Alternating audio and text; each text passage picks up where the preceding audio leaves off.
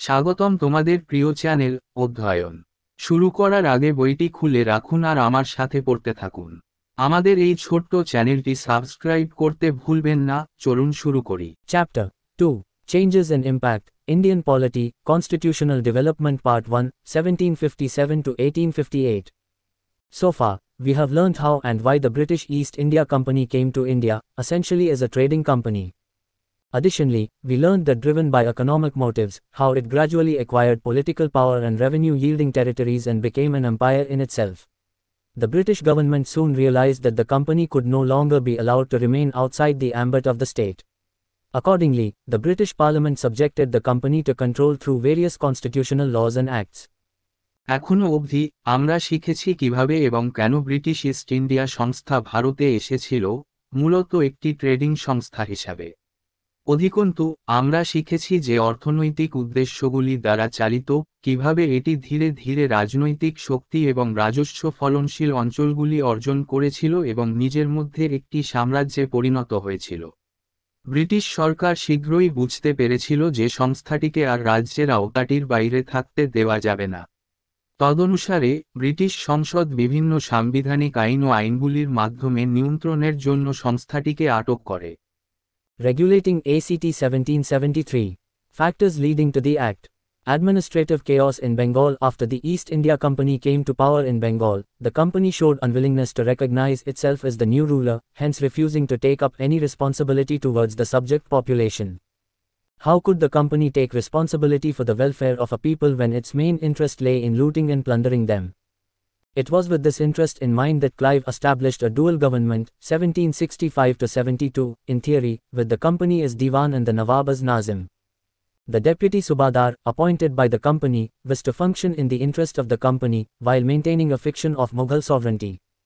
A fatal divorce of power from responsibility was inherent in this dual system. It led to complete breakdown of administration and law and order in Bengal. The company's demand for high land revenues led to gross oppression of the peasantry. The abuses of private trade reached a greater height than ever before. Clive himself returned to England at the age of 34, with wealth and property in India yielding £40,000 a year. নিয়ন্ত্রণ আইন 1773।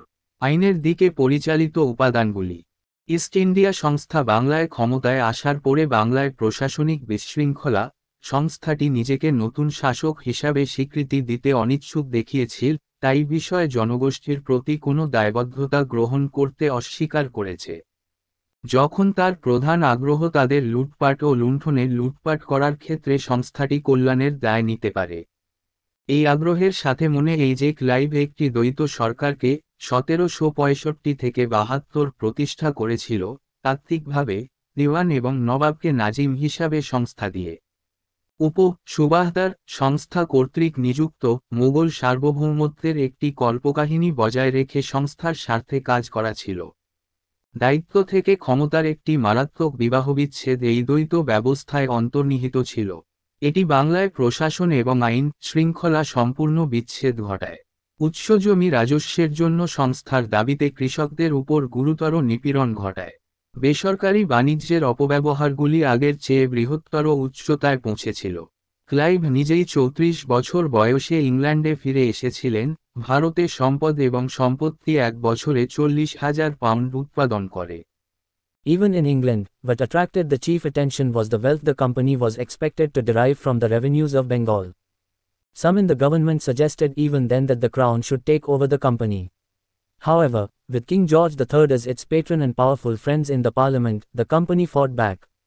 In the absence of wide support, the first intervention of the British Parliament in the company's affairs in 1767 merely took the form of a demand for a share of Bengal's plunder to the tune of £400,000 per annum.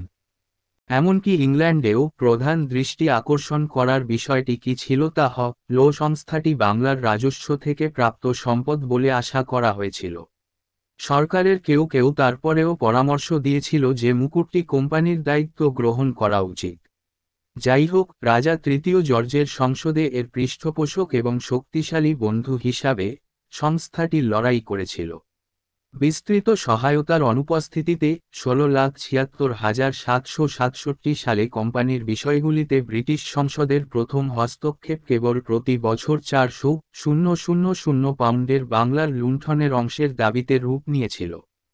Spread of socio-political corruption in Britain.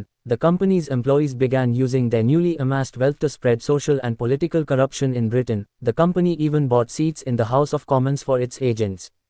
Many thinkers and statesmen in Britain now began to fear that the company may grab dangerous supremacy in the British government.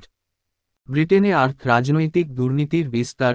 সংস্থার কর্মচারীরা ব্রিটেনে সামাজিক ও রাজনৈতিক দুর্নীতি ছড়িয়ে দেওয়ার জন্য তাদের সদ্য জড় সম্পদ ব্যবহার শুরু করে, এমনকি সংস্থাটি তার এজেন্টদের জন্য হাউস অফ কমন্সে আসন কিনেছিল। ব্রিটেন অনেক চিন্তাবিদ এবং রাষ্ট্রপতি এখন এই আশঙ্কা শুরু করেছিলেন যে সংস্থাটি ব্রিটিশ সরকারে বিপজ্জনক আধিপত্য অর্জন করতে পারে। Jealousy among Englishmen in Britain. The fabulous wealth brought home by the company's officials began to give rise to jealousy in Britain. The newly rising, free enterprisers also aspired for a share in the profits from Indian trade. Why should the East India Company alone enjoy all the profits? They wished to end the monopoly of the EIC, and with this aim in mind they heartily criticized the administration of the company in Bengal. The company's officials began to be looked down upon in England and were given the derisive title of Nabobs. It symbolized the corrupt form of Nawab and was used for exploiters of India. Britain ইংরেজদের মধ্যে হিংসা। কোম্পানির কর্মকর্তাদের হাতে নিয়ে আসা কল্পিত সম্পদ ব্রিটেনে হিংসার জন্ম দিতে শুরু করে। সদ্য উত্থিত ফ্রি এন্টারপ্রাইজার্স ভারতীয় বাণিজ্য থেকে লাভের অংশের জন্য আগ্রহী। কেন একাকী ইস্ট ইন্ডিয়া সংস্থা সমস্ত লাভ উপভোগ করবে? তারা ইআইসির একচেটিয়া অবসান ঘটাতে চেয়েছিল এবং এই লক্ষ্যটি মাথায় রেখে তারা আন্তরিকভাবে বাংলায় সংস্থার প্রশাসনের সমালোচনা করেছিল। সংস্থার আধিকারিকদের ইংল্যান্ডে তাকাতে শুরু করে এবং তাদেরকে নববর্ষ এর উপহাস উপাধি দেওয়া হয়েছিল।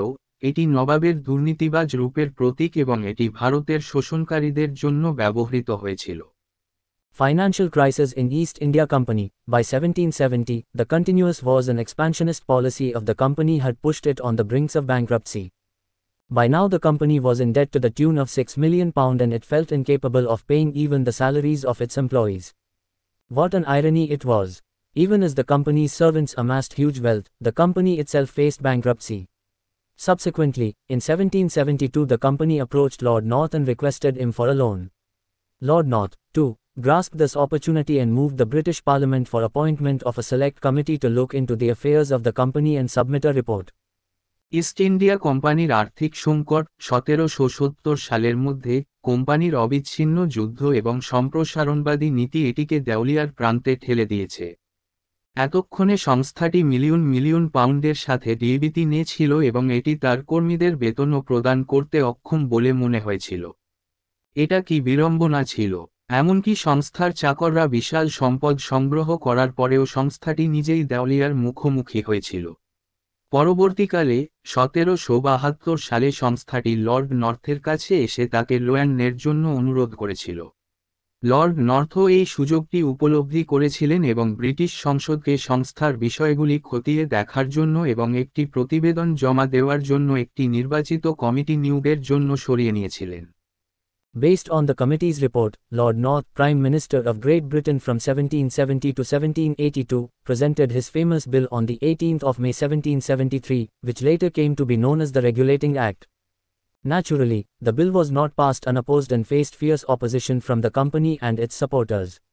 Once passed, the Regulating Act became the first significant step towards parliamentary regulation of Indian administration. By a separate act, the company was granted a loan of £1,400,000 at 4% interest. কমিটির প্রতিবেদনের ভিত্তিতে লর্ড নর্থ গ্রেট ব্রিটেন প্রধানমন্ত্রী ১৭৭০ থেকে ১৭৮২ পর্যন্ত তার বিখ্যাত বিলটি ১৮ মে ১৭৭৩ এ উপস্থাপন করেছিলেন, যা পরে নিয়ন্ত্রণকারী আইন হিসাবে পরিচিতি লাভ করে। স্বাভাবিকভাবেই, বিলটি বিনা প্রতিদ্বন্দ্বিতায় পাশ করা হয়নি এবং সংস্থার এবং এর সমর্থকদের কাছ থেকে তীব্র বিরোধিতার মুখোমুখি হয়নি। একবার পাশ হয়ে গেলে, নিয়ন্ত্রণকারী আইনটি ভারতীয় প্রশাসনের সংসদীয় নিয়ন্ত্রণের দিকে প্রথম গুরুত্বপূর্ণ পদক্ষেপে পরিণত হয়েছিল। একটি পৃথক আইন দ্বারা সংস্থাটিকে 4% সুদে £১৪ লাখ ঋণ দেওয়া হয়েছিল। Main provisions of Regulating Act. The main aim of Regulating Act was to regulate the activities of the company in both India as well as England and remove the deficiencies. নিয়ন্ত্রণ আইনের প্রধান বিধান। আইন নিয়ন্ত্রণের মূল লক্ষ্য ছিল ভারত পাশাপাশি ইংল্যান্ড উভয় ক্ষেত্রেই কোম্পানির কার্যক্রম নিয়ন্ত্রণ করা এবং ঘাটতিগুলি অপসারণ করা। Provisions related to companies' government in Britain. The company's administration was looked after by two institutions in England: Court of Proprietors, COP, and an Court of Directors, COD. The Court of Directors was the company's executive in England and comprised of 24 directors who were elected by a body of shareholders known as the Court of Proprietors. Any shareholder holding shares worth £500 was entitled to vote in the Court of Proprietors, while one holding shares worth £100 was eligible to be elected to the Court of Directors. The post of director was highly sought as it gave ample opportunity for nepotism. Directors could easily find jobs for their relations in India. Many servants of the company aimed to return home and get into the Court of Directors using their ill-gotten wealth from India. ব্রিটেনে কোম্পানির সরকার সম্পর্কিত বিধান। England কোর্টের প্রোপ্রেটর COP এবং court of director COD এর দুটি প্রতিষ্ঠান কর্তৃক এই সংস্থার প্রশাসনের দেখাশোনা করা হয়েছিল। কোর্ট অফ ডিরেক্টরস ছিলেন ইংল্যান্ডে কোম্পানির নির্বাহী এবং 24 জন পরিচালককে নিয়ে গঠিত যারা শেয়ার হোল্ডারদের একটি সংস্থা দ্বারা নির্বাচিত হয়েছিলেন। তারা মালিকদের আদালত হিসাবে জানেন। 500 পাউন্ডের শেয়ার ধারণকারী যে কোনো শেয়ার হোল্ডার প্রোপ্রেটর কোর্টে ভোট দেওয়ার অধিকারী ছিলেন। অন্যদিকে 100 পাউন্ডের শেয়ার হোল্ডিং কোর্ট অফ ডিরেক্টরসে নির্বাচিত হওয়ার যোগ্য ছিলেন। পরিচালক পদটি অত্যন্ত চাওয়া হয়েছিল কারণ এটি নেপোটিজম ডিরেক্টরদের জন্য যথেষ্ট সুযোগ দিয়েছে সহজেই ভারতে তাদের সম্পর্কের জন্য চাকরি খুঁজে পেতে পারে। সংস্থার অনেক দাস লক্ষ্য করে দেশে ফিরে এবং ভারত থেকে তাদের অসাধারণ সম্পদ ব্যবহার করে পরিচালক আদালতে প্রবেশের লক্ষ্য ছিল। The Regulating Act addressed this issue by raising the qualification for both Court of Proprietors, raised to £1,000, and Court of Directors, raised to £2,000. নিয়ন্ত্রক আইন মালিকানার কোর্ট 1000 পাউন্ডে উন্নীত এবং কোর্ট অফ ডিরেক্টরস 2000 পাউন্ডে উন্নীত উভয়ের যোগ্যতা বৃদ্ধি করে এই সমস্যাটির সমাধান করেছে। The Act also provided for direct parliamentary control over the Court of Directors for the first time.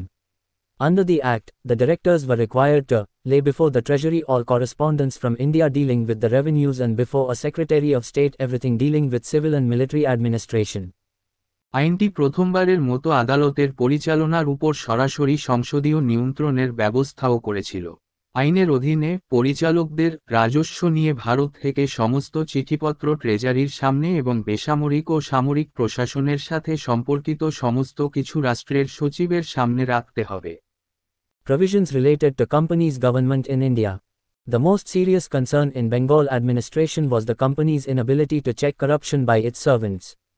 The Act addressed this by providing a new executive for the Bengal presidency. It would comprise of a Governor-General and 4 councillors, known as Governor-General in Council, and vested in them the civil and military powers of Bengal, Bihar and Orissa. Through this, the Parliament aimed to control the governor, who was now required to function in council. The decision of the council was binding upon him. ভারতে কোম্পানির সরকারের সাথে সম্পর্কিত বিধান। বাংলা প্রশাসনের সবচেয়ে গুরুতর উদ্বেগের বিষয় ছিল কোম্পানির চাকরদের দুর্নীতি দমনে অক্ষমতা। আইনটি বেঙ্গল প্রেসিডেন্সির জন্য একটি নতুন কার্যনির্বাহী প্রদান করে এটিকে সম্বোধন করেছিল।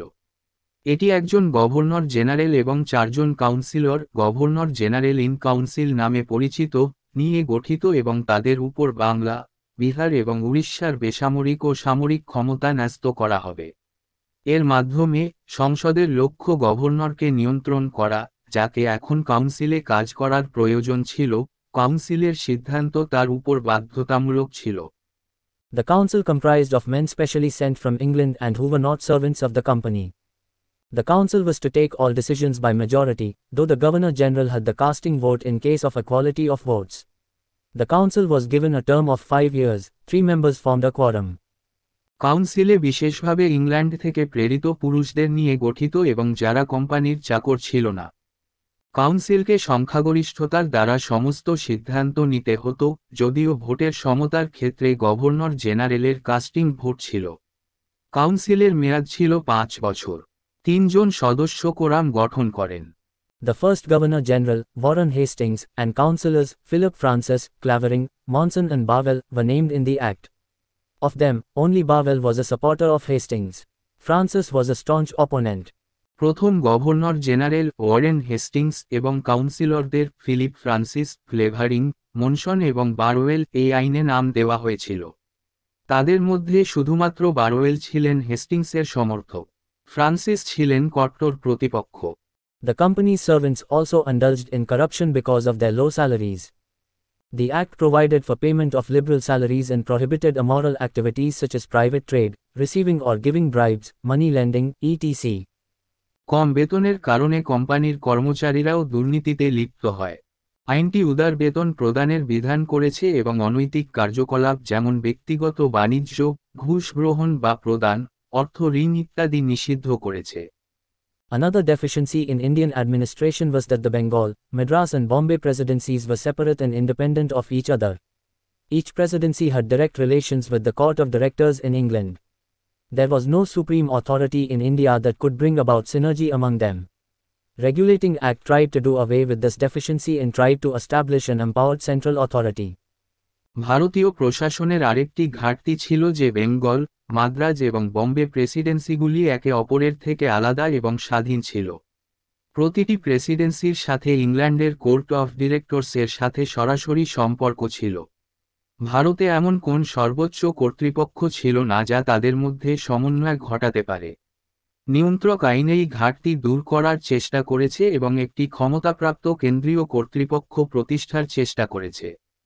Accordingly, Bengal presidency was made supreme with exclusive powers to deal with matters of war and peace, and other presidencies were made subordinate to it. Governor of Bengal was now called the Governor-General of all British territories in India. তদনুসারে Bengal প্রেসিডেন্সিকে যুদ্ধ এবং শান্তির বিষয়গুলি মোকাবেলার একচেটিয়া ক্ষমতা দিয়ে সর্বোচ্চ করা হয়েছিল এবং অন্যান্য প্রেসিডেন্সিগুলিকে এর অধীনস্থ করা হয়েছিল। বাংলার গভর্নরকে এখন ভারতের সমস্ত ব্রিটিশ অঞ্চলের গভর্নর জেনারেল বলা হয়। The governors of Madras and Bombay were required to send regularly, to the Governor-General, information connected with government, revenues, etc. In this way, the Act laid the foundation for central administration in India. Madras এবং বোম্বাইয়ের গভর্নরদের নিয়মিতভাবে governor জেনারেলের কাছে সরকারের সাথে সম্পর্কিত তথ্য, রাজস্ব ইত্যাদি পাঠানোর প্রয়োজন ছিল। এইভাবে এই আইনটি ভারতে কেন্দ্রীয় প্রশাসনের ভিত্তি স্থাপন করেছিল। The Governor-General in turn was kept under direct control of the Court of Directors. Another defect in the system was that there was no independent judicial body to keep check over the executive. পালাক্রমে governor জেনারেলকে court of ডিরেক্টরের সরাসরি নিয়ন্ত্রণে রাখা হয়েছিল। ব্যবস্থার আরেকটি ত্রুটি ছিল যে নির্বাহী বিভাগের উপর নজর রাখার জন্য কোন স্বাধীন বিচার বিভাগ ছিল না। The Act addressed this by providing for a Supreme Court of Justice at Calcutta, established in 1774. Its jurisdiction included civil, criminal, admiralty and ecclesiastical matters. আইনটি কলকাতায় একটি সুপ্রিম কোর্ট অব জাস্টিস 1774 সালে প্রতিষ্ঠিত প্রদান করে এটিকে মোকাবেলা করেছিল। এর এখতিয়ারের মধ্যে দেওয়ানি, ফৌজদারি, অ্যাডমিরাল্টি এবং ধর্মীয় বিষয় অন্তর্ভুক্ত ছিল। It comprised of a Chief Justice and 3 Queen Judges. Sir Elijah Impey was appointed as the Chief Justice. এতে একজন প্রধান বিচারপতি এবং 3 জন বিচারক ছিলেন। স্যার এলিজা ইম্ফে প্রধান বিচারপতি হিসেবে নিযুক্ত হন। All the public servants of the company were made amenable to its jurisdiction. All British subjects, both European and Indian, could seek redressal in the Supreme Court against oppression. Appeal against the court's decision could be made to the King in Council in England. কোম্পানির সকল সরকারি কর্মচারীকে এর এখতিয়ারের জন্য উপযুক্ত করা হয়েছিল। সমস্ত ব্রিটিশ প্রজা, ইউরোপীয় এবং ভারতীয় উভয়ই নিপীড়নের বিরুদ্ধে সুপ্রিম কোর্টে প্রতিকার চাইতে পারে। আদালতের সিদ্ধান্তের বিরুদ্ধে ইংল্যান্ডের কিং ইন কাউন্সিলের কাছে আপিল করা যেতে পারে। এখানেই এই ভিডিওটি শেষ করলাম। পরবর্তী ভিডিওতে আমরা বাকিটা পড়ব।